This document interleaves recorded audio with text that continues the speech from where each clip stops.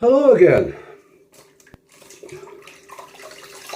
I'm back with another book for you to check out. But before I get to that,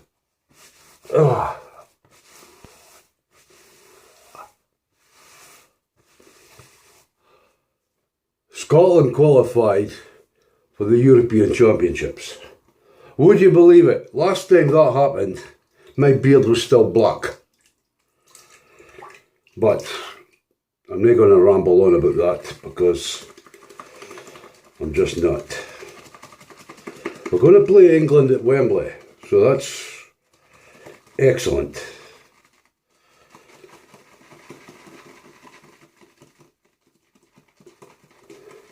I might even make inquiries about getting some tickets.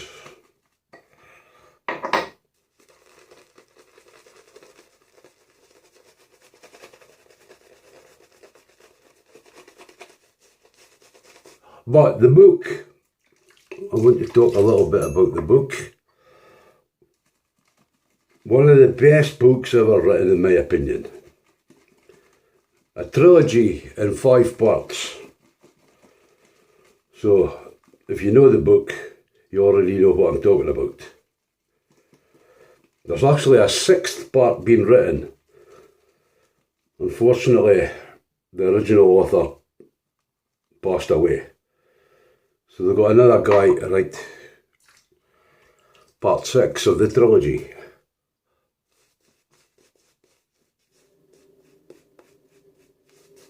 I've got no idea how good, bad or indifferent that one is. I just actually learned about it today. But if you've never read this book, or heard this book, or seen the TV show or the movie or whatever, I can honestly say you've been living your life all wrong. What the fuck is wrong with you? So, okay.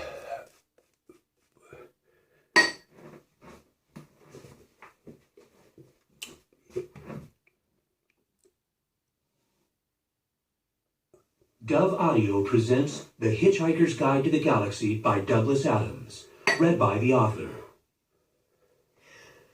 Far out in the uncharted backwaters of the unfashionable end of the western spiral arm of the galaxy lies a small, unregarded, yellow sun. Orbiting this at a distance of roughly 92 million miles is an utterly insignificant little blue-green planet, whose ape-descended life forms are so amazingly primitive that they still think digital watches are a pretty neat idea. This planet has, or rather had, a problem, which was this.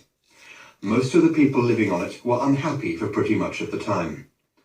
Many solutions were suggested for this problem, but most of these were largely concerned with the movements of small green pieces of paper, which is odd, because on the whole it wasn't the small green pieces of paper that were unhappy. And so the problem remained.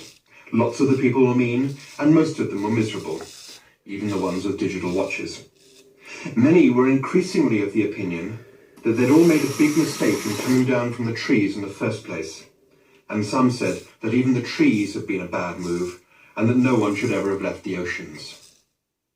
And then, one Thursday, nearly 2,000 years after one man had been nailed to a tree for saying how great it would be to be nice to people for a change, a girl sitting on her own in a small cafe in Rickmansworth suddenly realized what it was that had been going wrong all this time.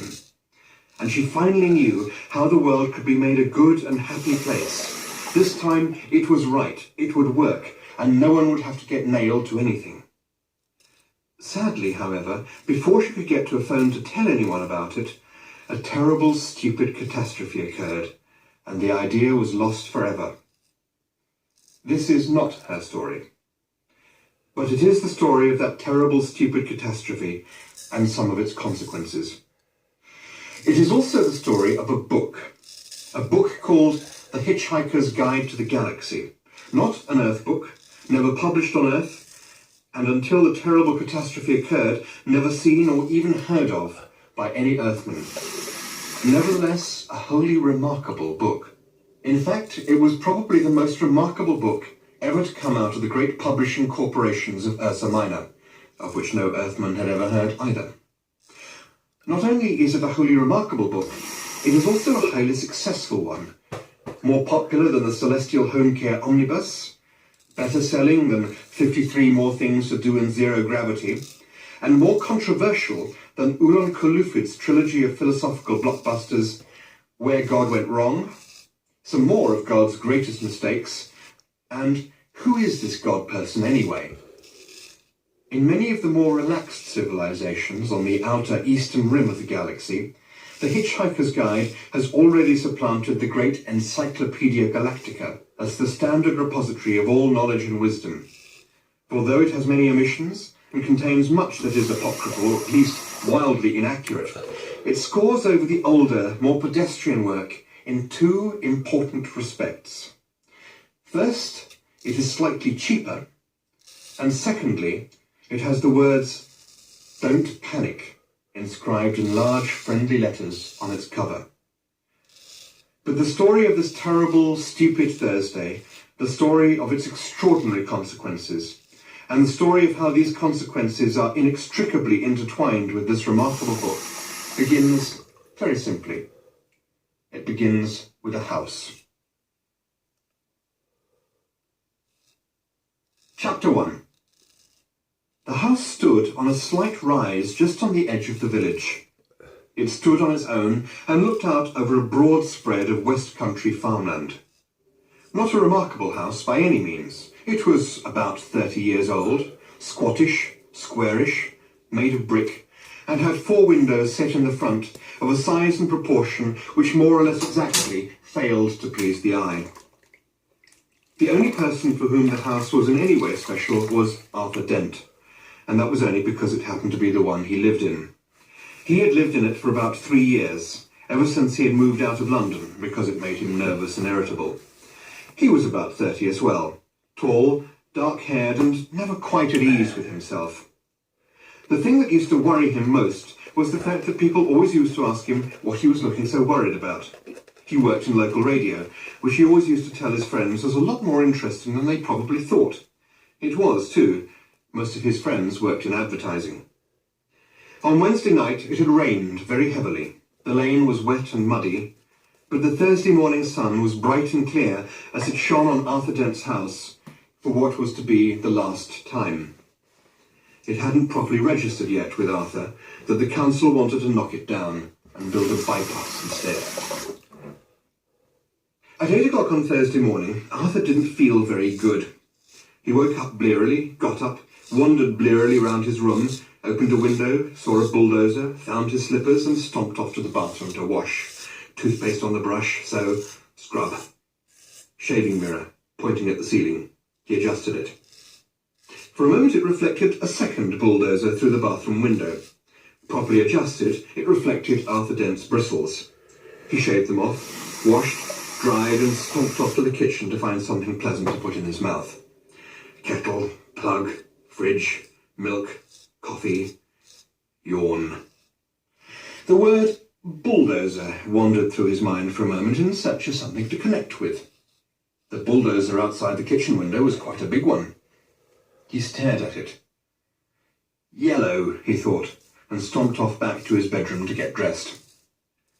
Passing the bathroom, he stopped to drink a large glass of water, and another. He began to suspect that he was hungover. Why was he hungover? Had he been drinking the night before? He supposed that he must have been. He caught a glint in the shaving mirror.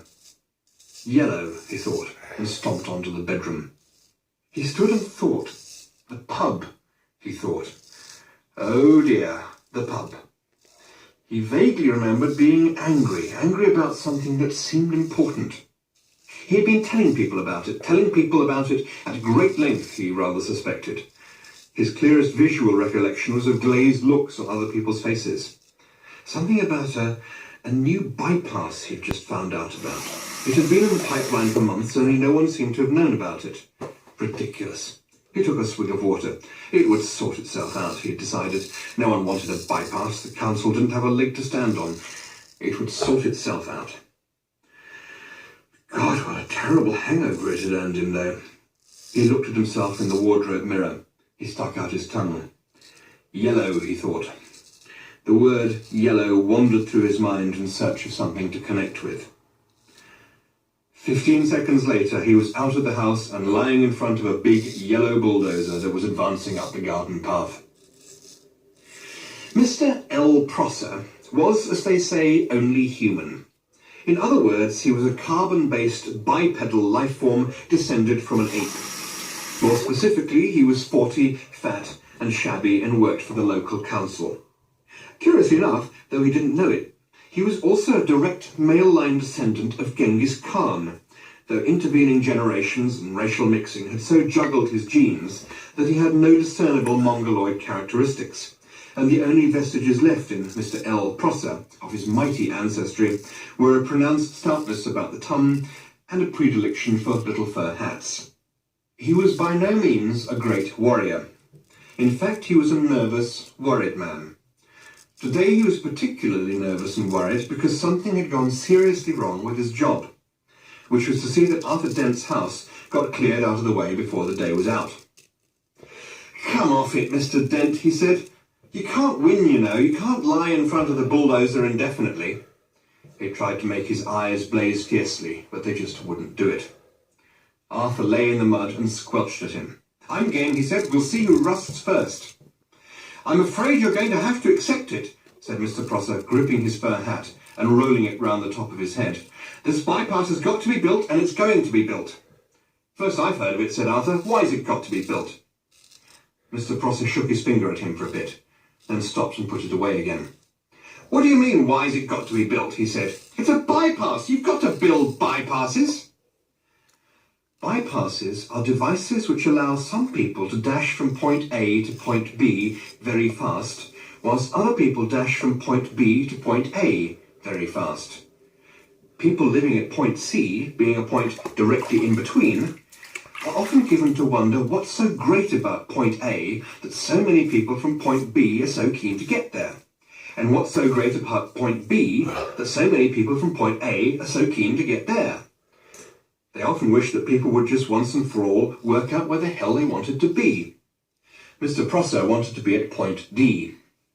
Point D wasn't anywhere in particular, it was just any convenient point a very long way from points A, B and C. He would have a nice little cottage at point D, with axes over the door, and spend a pleasant amount of time at point E, which would be the nearest pub to point D. His wife, of course, wanted climbing roses, but he wanted axes. He didn't know why, he just liked axes. He flushed hotly under the derisive grins of the bulldozer drivers. He shifted his weight from foot to foot, but it was equally uncomfortable on each. Obviously, somebody had been appallingly incompetent, and he hoped to God it wasn't him. Mr. Prosser said, "You are quite entitled to make any suggestions or protests at the appropriate time, you know." "Appropriate time?" hooted Arthur. "Appropriate time? The first I knew about it was when a workman arrived at my house yesterday. I asked him if he'd come to clean the windows, and he said no, he'd come to demolish the house. He didn't tell me straight away, of course. Oh, no. First he wiped a couple of windows and charged me a £5. Then he told me." "But, Mr. Dent, the plans have been available in the local planning office for the last 9 months. "Oh, yes," said Arthur. "Well, as soon as I heard, I went straight round to see them yesterday afternoon. You hadn't exactly gone out of your way to call attention to them, had you? I mean, like, actually telling anybody or anything." "But the plans are on display." "On display?" "I eventually had to go down to the cellar to find them." "Well, that's the display department." "With a torch." "Ah, well, the lights had probably gone." "So had the stairs." "But look, you found the notice, didn't you?" "Yes," said Arthur. "Yes, I did. It was on display in the bottom of a locked filing cabinet stuck in a disused lavatory with a sign on the door saying, 'Beware of the leopard.'" A cloud passed overhead. It cast a shadow over Arthur Dent as he lay propped up on his elbow in the cold mud. It cast a shadow over Arthur Dent's house. Mr. Prosser frowned at it. "It's not as if it's a particularly nice house," he said. "I'm sorry, but I happen to like it." "You like the bypass?" "Oh, shut up," said Arthur Dent. "Shut up and go away and take your bloody bypass with you. You haven't got a leg to stand on and you know it." Mr. Prosser's mouth opened and closed a couple of times, whilst his mind was for a moment filled with inexplicable but terribly attractive visions of Arthur Dent's house being consumed with fire, and Arthur himself running screaming from the blazing ruin with at least 3 hefty spears protruding from his back. Mr. Prosser was often bothered with visions like these, and they made him feel very nervous. He stuttered for a moment and then pulled himself together. "Mr. Dent," he said. "Hello, yes?" said Arthur. "Some factual information for you. Have you any idea how much damage that bulldozer would suffer if I just let it roll straight over you?" "How much?" said Arthur. "None at all," said Mr. Prosser, and stormed nervously off, wondering why his brain was filled with 1,000 hairy horsemen, all shouting at him. By a curious coincidence, none at all is exactly how much suspicion the ape descendant Arthur Dent had that one of his closest friends was not descended from an ape, but was in fact from a small planet somewhere in the vicinity of Betelgeuse, and not from Guildford, as he usually claimed. Arthur Dent had never, ever suspected this. This friend of his had first arrived on the planet Earth some 15 Earth years previously. That's probably in fact it is one of the best razors that I own. This was the one that I got a couple of months ago from Kim Matthias. The B4 razor. Sheffield. I can't remember the maker's name. It is stamped on there, but I'll need to. John Watts, Sheffield, England. I'd love to get another one of these.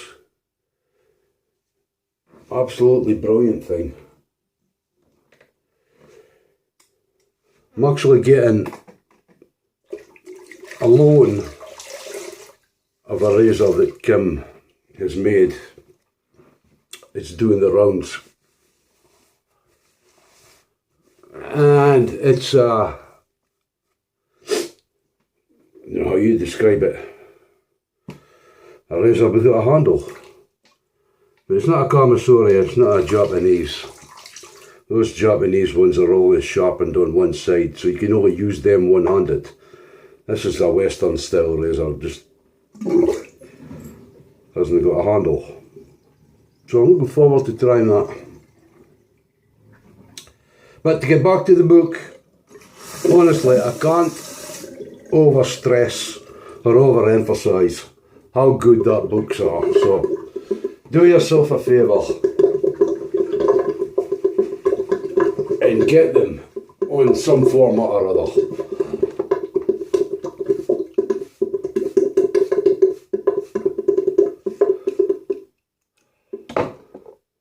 Okay, that's it. Speak to you next time.